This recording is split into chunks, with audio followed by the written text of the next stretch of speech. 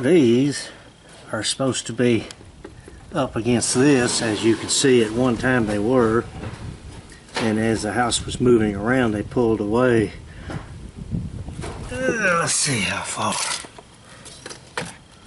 They pulled away this bar over here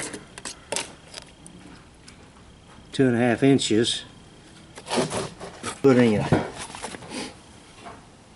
just putting a board under these just to hold them up, because they had probably fell below. Well, the way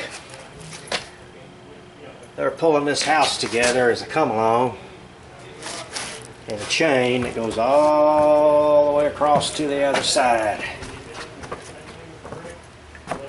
And we've got it tied on the outside out there around the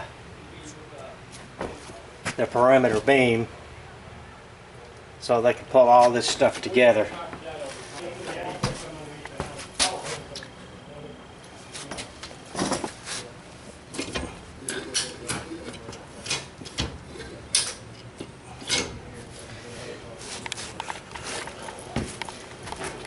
They've already finished with the other two. This is the last one.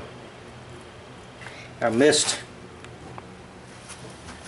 the first one they were doing, pulling it together, but at least I got here on the last one. But at least we got the house together and got it back level. That's all it took.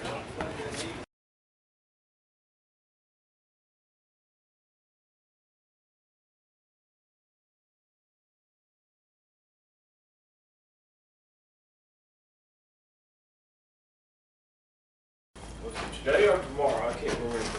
Yeah.